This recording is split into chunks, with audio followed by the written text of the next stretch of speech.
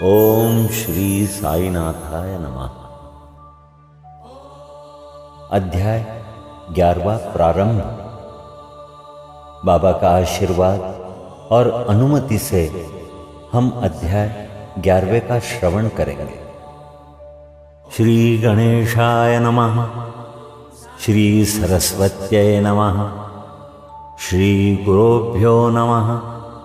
श्री कुलदेवताय नमः। श्री सीतारामचंद्राभ्यां नमः। श्री सद्गुरु साईनाथाय नमः। सगुण ब्रह्म श्री साई बाबा डॉक्टर पंडित द्वारा पूजन। हाजी सिद्दीक फाल्के। तत्वों पर नियंत्रण। इसके बारे में श्रोताओं को सुनाता हूं, तो सुनिए। इस अध्याय में अब हम श्री साई बाबा के सगुण ब्रह्म स्वरूप, उनका पूजन तथा तत्व नियंत्रण का वर्णन करेंगे। सगुण ब्रह्म श्री साई बाबा। ब्रह्म के दो स्वरूप हैं, निर्गुण और सगुण। निर्गुण निराकार है और सगुण साकार है। यद्यपि वे एक ही ब्रह्म के दो रूप हैं, फिर भी किसी को निर्गुण और किसी को सगुण उपासना में दिलचस्पी होती है। जैसा कि गीता के अध्याय 12 में वर्णन किया गया है, सगुण उपासना सरल और श्रेष्ठ है। मनुष्य स्वयं आकार, शरीर, इंद्रिय आदि में है, इसीलिए उसे ईश्वर की साकार उपासना स्वभावतः ही सरल है। जब तक कुछ काल सगुण ब्रह्म की उपासना न की जाए, तब तक प्रेम और भक्ति में वृद्धि ही नहीं होती। सगुणोपासना में जैसे जैसे हमारी प्रगति होती जाती है, हम निर्गुण ब्रह्म की ओर अग्रसर होते जाते हैं। इसलिए सगुण उपासना से ही श्री गणेश करना अति उत्तम है। मूर्ति, वेदी, अग्नि, प्रकाश, सूर्य, जल और ब्राह्मण आदि सप्त उपासना की वस्तुएं होते हुए भी सद्गुरु ही इनमें सब में श्रेष्ठ है। श्री साई का स्वरूप आंखों के सम्मुख ला, जो वैराग्य की प्रत्यक्ष मूर्ति और अनन्य शरणागत भक्तों के आश्रयदाता हैं।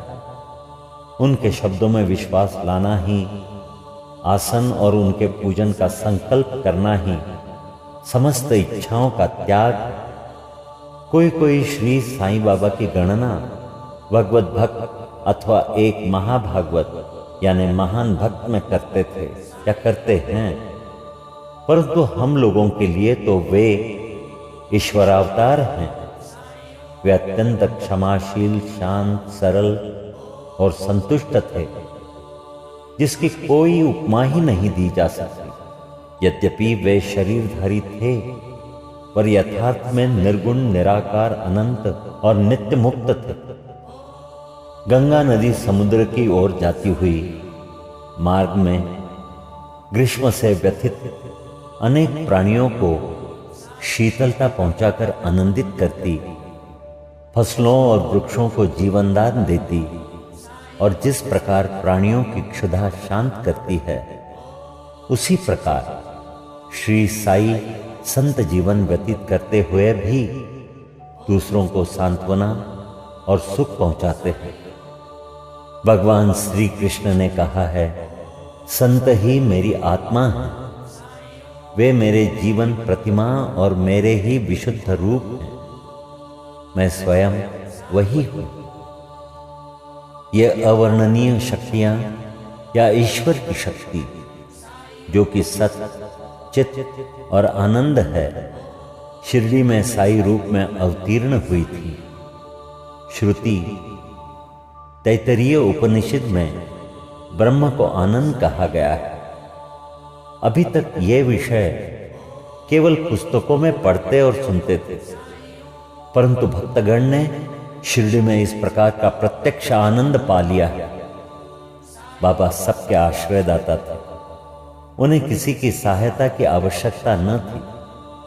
उनके बैठने के लिए भक्तगण एक मुलायम आसन और एक बड़ा सा तकिया लगा देते थे।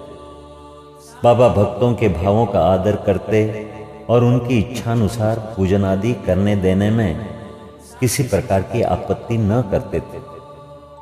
कोई इत्र, कोई चंदन लगाते, कोई सुपारी, पान और अन्य वस्तुएं भेंट करते और कोई नैवेद्य ही अर्पित करते थे। यद्यपि ऐसा जान पड़ता था कि उनका निवास स्थान शिरडी में है, परंतु वे तो सर्वव्यापक थे। इसका भक्तों ने नित्य प्रति अनुभव किया। ऐसे सर्वव्यापक गुरुदेव के चरणों में मेरा बार बार नमस्कार है। अब सुनिए डॉक्टर पंडित की भक्ति। एक बार श्री तात्या नुलकर के मित्र डॉक्टर पंडित बाबा के दर्शनार्थ शिरडी पधारे। बाबा को प्रणाम कर वे मस्जिद में कुछ देर तक बैठे। बाबा ने उन्हें दादा भट्ट केलकर के पास भेजा, जहां पर उनका अच्छा स्वागत हुआ। फिर दादा भट्ट और डॉक्टर पंडित एक साथ पूजन के लिए मस्जिद पहुंचे। दादा भट्ट ने बाबा का पूजन किया। बाबा का पूजन तो प्रायः सभी किया करते थे, परंतु अभी तक उनके शुभ मस्तक पर चंदन लगाने का किसी ने भी साहस नहीं किया। केवल एक महलसापति ही उनके गले में चंदन लगाया करते थे। डॉक्टर पंडित ने पूजन की थाली में से चंदन लेकर बाबा के मस्तक पर त्रिपुंडाकार लगाया।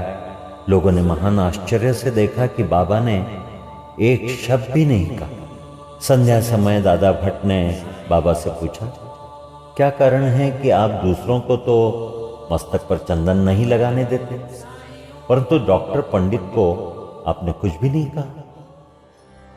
बाबा कहने लगे, डॉक्टर पंडित ने मुझे अपने गुरु श्री रघुनाथ महाराज भूपेश्वरकर, जो कि काका पुराणिक के नाम से प्रसिद्ध हैं, के समान मुझे समझा और अपने गुरु को वे जिस प्रकार चंदन लगाते थे उसी भावना से उन्होंने मुझे चंदन लगाया। तब मैं कैसे रोक सकता था? पूछने पर डॉक्टर पंडित ने दादा भट्ट से कहा कि मैंने बाबा को अपने गुरु काका पुराणिक के समान जानकर ही उन्हें त्रिपुंडाकार चंदन लगाया, जिस प्रकार मैं अपने गुरु को सदैव लगाया करता था। यद्यपि बाबा भक्तों को उनकी इच्छानुसार ही पूजन करने देते थे, परंतु कभी कभी तो उनका व्यवहार विचित्र हो जाता था। जब कभी वे पूजन की थाली फेंक कर रुद्रावतार धारण कर लेते, तब उनके समीप जाने का साहस किसी को न हो सकता था। कभी वे भक्तों को झिड़कते और कभी मोम से भी नरम होकर शांति तथा क्षमा की मूर्ति से प्रतीत होते थे। कभी कभी वे क्रोधावस्था में कंपायमान हो जाते और उनके लाल नेत्र चारों ओर घूमने लगते थे। तथापि उनके अंतःकरण में प्रेम और मातृ स्नेह का स्रोत बहा ही करता था। भक्तों को बुलाकर वे कहा करते थे कि उन्हें तो कुछ ज्ञात ही नहीं है कि वे कब उन पर क्रोधित हुए। यदि यह संभव हो कि समुद्र नदियों को लौटा दे, तो वे भक्तों के कल्याण की भी उपेक्षा कर सकते हैं। वे तो भक्तों के समीप ही रहते हैं और जब भक्त उन्हें पुकारते हैं तो वे तुरंत ही उपस्थित हो जाते हैं। वे तो सदा भक्तों के प्रेम के भूखे हैं। अब सुनिए हाजी सिद्दीक फाल्के। ये कोई नहीं कह सकता था कि कब श्री साईं बाबा अपने भक्त को अपना कृपा पात्र बना लेंगे। ये उनकी इच्छा पर निर्भर था। हाजी सिद्दीक फाल्के की कथा इसी का उदाहरण है। कल्याण निवासी एक यवन जिसका नाम सिद्दीक फाल्के था, मक्का शरीफ की हज करने के बाद शिरडी आए। वे चावड़ी में उत्तर की ओर रहने लगे। वे मस्जिद के सामने खुले आंगन में बैठा करते थे। बाबा ने उन्हें 9 माह तक मस्जिद में प्रविष्ट होने की आज्ञा न दी और न ही मस्जिद की सीढ़ी चढ़ने दी। फाल्के बहुत निराश हुए और कुछ निर्णय न कर सके कि कौन सा उपाय काम में लाए। लोगों ने उन्हें सलाह दी कि आशा न त्यागो। श्यामा श्री साईं बाबा के अंतरंग भक्त हैं, तुम उनके ही द्वारा बाबा के पास पहुंचने का प्रयत्न करो। जिस प्रकार भगवान शंकर के पास पहुंचने के लिए नंदी के पास जाना आवश्यक होता है, उसी प्रकार बाबा के पास भी श्यामा के द्वारा ही पहुंचना चाहिए। हल्के को यह विचार उचित प्रतीत हुआ और उन्होंने श्यामा से सहायता की प्रार्थना की। श्यामा ने भी आश्वासन दे दिया और अवसर पाकर वे बाबा से इस प्रकार बोले कि बाबा, आप उस बूढ़े हाजी को मस्जिद में किस कारण नहीं आने देते? अनेक भक्त स्वेच्छापूर्वक आपके दर्शन को आया जाया करते हैं, कम से कम एक बार तो उसे आशीष दे दो। बाबा बोले, श्यामा, तुम अभी नादान, ये फकीर अल्लाह नहीं आने देता है तो मैं क्या करूं?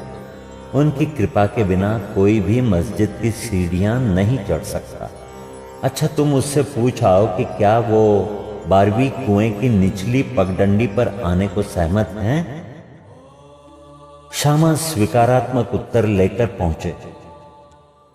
फिर बाबा ने पुनः श्यामा से कहा कि उससे फिर पूछो कि क्या वो मुझे 4 किश्तों में 40,000 रुपए देने को तैयार है? फिर श्यामा उत्तर लेकर लौटे कि आप कहें तो मैं 40 लाख रुपए देने को तैयार हूं। मैं मस्जिद में एक बकरा हलाल करने वाला हूं, उससे पूछो कि उसे क्या रुचिकर होगा, बकरे का मांस, नाद या अंडकोश? श्यामा ये उत्तर लेकर लौटे कि यदि बाबा के भोजन पात्र में से एक ग्रास भी मिल जाए तो हाजी अपने को सौभाग्यशाली समझेगा। ये उत्तर पाकर बाबा उत्तेजित हो गए और उन्होंने अपने हाथ से मिट्टी का बर्तन यानी पानी की गागर उठाकर फेंक दी और अपनी कफनी उठाए हुए सीधे हाजी के पास पहुंचे। वे उनसे कहने लगे कि व्यर्थी नमाज क्यों पढ़ते हो? अपनी श्रेष्ठता का प्रदर्शन क्यों करते हो? ये वृद्ध हाजियों के समान वेशभूषा तुमने क्यों धारण की है? क्या तुम कुरान शरीफ का इसी प्रकार पठन करते हो? तुम्हें अपने मक्का हज का अभिमान हो गया है, परंतु तुम मुझसे अनभिज्ञ हो। इस प्रकार डांट सुनकर हाजी घबरा गए। बाबा मस्जिद को लौट आए और कुछ आमों की टोकरियां खरीदकर हाजी के पास भेज दी। वे स्वयं भी हाजी के पास गए और अपने पास से 55 रुपए निकालकर हाजी को दिए। इसके बाद से ही बाबा हाजी से प्रेम करने लगे तथा अपने साथ भोजन करने को बुलाने लगे। अब हाजी भी अपनी इच्छानुसार मस्जिद में आने जाने लगे। कभी कभी बाबा उन्हें कुछ रुपये भी भेंट में दे दिया करते थे। इस प्रकार हाजी बाबा के दरबार में सम्मिलित हो गए। अब सुनिए बाबा का तत्वों पर नियंत्रण। बाबा के तत्व नियंत्रण की 2 घटनाओं के उल्लेख के साथ ही यह अध्याय समाप्त हो जाएगा। एक बार संध्या समय शिरडी में भयानक झंझावात आया। आकाश में घने और काले बादल छाए हुए थे। पवन झकोर रहा था, बादल गरज रहे थे और बिजली चमक रही थी। मूसलाधार वर्षा प्रारंभ हो गई। जहां देखो वहां जल ही जल दृष्टिगोचर होने लगा। सब पशु पक्षी और शिरडीवासी अधिक भयभीत होकर मस्जिद में एकत्रित हो गए। शिरडी में देवियां तो अनेकों हैं, परंतु उस दिन सहायता के लिए कोई ना आई। इसलिए सभी ने अपने भगवान साईं से, जो भक्ति के ही भूखे थे, संकट निवारण करने की प्रार्थना की। बाबा को भी दया आ गई और वे बाहर निकल आए। मस्जिद के समीप खड़े होकर उन्होंने बादलों की ओर दृष्टि कर गरजते हुए शब्दों में कहा कि बस शांत हो जाओ। कुछ समय के बाद ही वर्षा का जोर कम हो गया और पवन मंद पड़ गई तथा आंधी भी शांत हो गई। आकाश में चंद्रदेव उदित हो गए। तब सब लोग अति प्रसन्न होकर अपने अपने घर लौट आए। एक अन्य अवसर पर मध्याह्न के समय धूनी की अग्नि इतनी प्रचंड होकर जलने लगी कि उसकी लपटें ऊपर छत तक पहुंचने लगी। मस्जिद में बैठे हुए लोगों की समझ में न आता था कि जल डालकर अग्नि शांत कर दें अथवा कोई अन्य उपाय काम में लावे। बाबा से पूछने का साहस भी कोई नहीं कर पा रहा था, परंतु बाबा शीघ्र परिस्थिति को जान गए।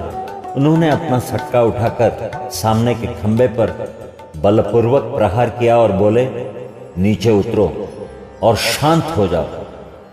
सटके की प्रत्येक ठोकर पर लपटें कम होने लगी और कुछ मिनटों में ही धूनी शांत और यथापूर्वक हो गई।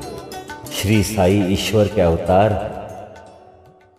जो उनके सामने नत होकर उनके शरणागत होगा उस पर वे अवश्य कृपा करेंगे।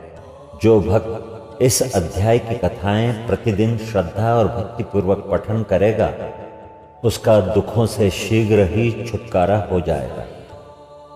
केवल इतना ही नहीं, वरन उसे सदैव साई चरणों का स्मरण बना रहेगा और उसे अल्पकाल में ही ईश्वर दर्शन की प्राप्ति होकर उसकी समस्त इच्छाएं पूर्ण हो जाएंगी और इस प्रकार वो निष्काम बन जाएगा।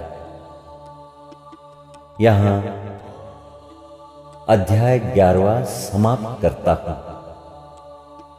श्री सद्गुरु साईनाथार्पणमस्तु। शुभम भवतु, शुभम भवतु, शुभम भवतु।